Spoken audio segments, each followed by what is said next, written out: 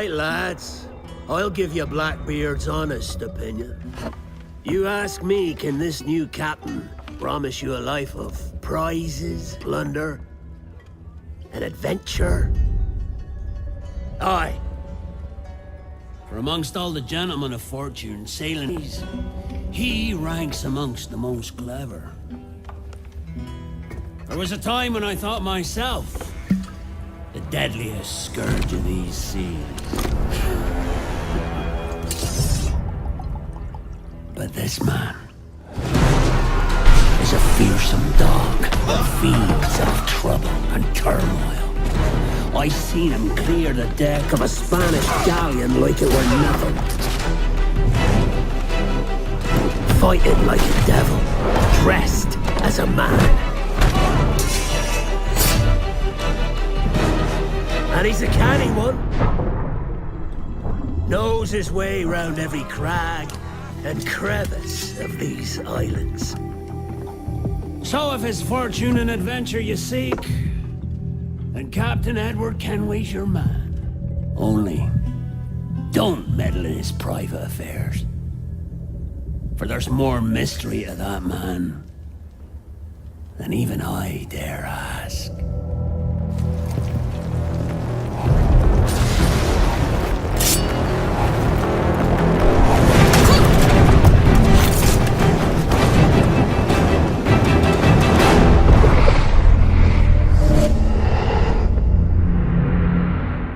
Wow. Assassin's Creed 4, guys. Isn't this good?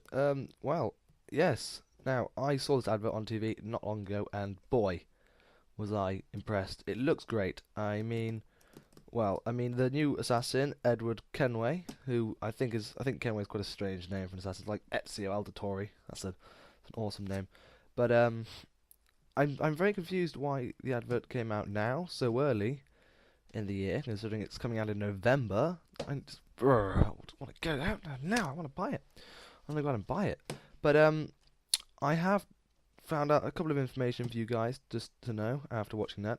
And well, as far as I'm aware, it's the Spanish versus the English in the Caribbean, the Golden War, with Blackbeard. I don't really think if Blackbeard is. I don't really know if he's playing a big part, but I'm going to guess that he is, because as you can clearly see, it's going to be a big ship base, sea battles, lots of ships and all sorts. But you know, it's going to be great. I mean, to be fair, I'm going to be honest here. I didn't like the whole ship battles in number 3. I thought it was a bit, I don't know, it was a bit iffy to me. I didn't like it. It was quite difficult in a way.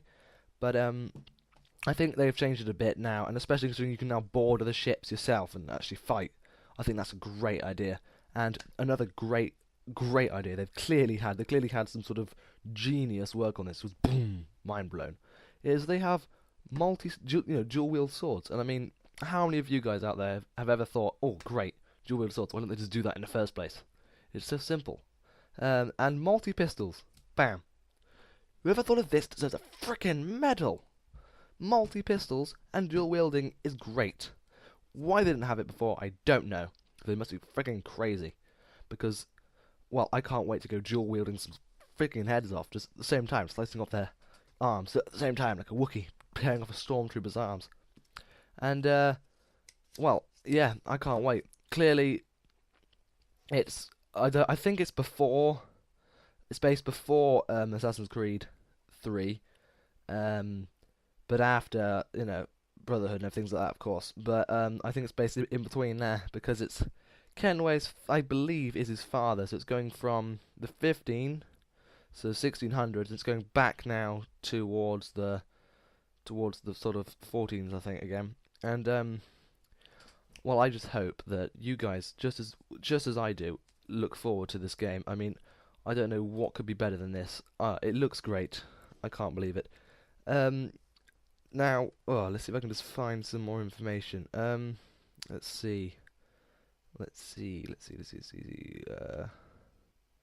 Now, the different sort of weapons that he will be using, apart from the dual-wielding swords and, of course, the multi-pistols, are apparently as follows. There's rifles, of course, single swords, knives, and a heavy axe. Now, heavy axes weren't in the last one, Assassin's Creed 3, and you know that was like, oh my god, Harry actually I can just fucking smash.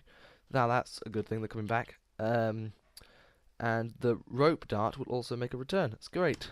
That is good news. I like that rope dart. It's pretty awesome.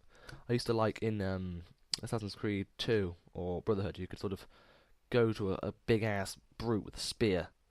You know, stab him, and it would break the spear in half. You'd stab him twice. It'd be an awesome, awesome thing.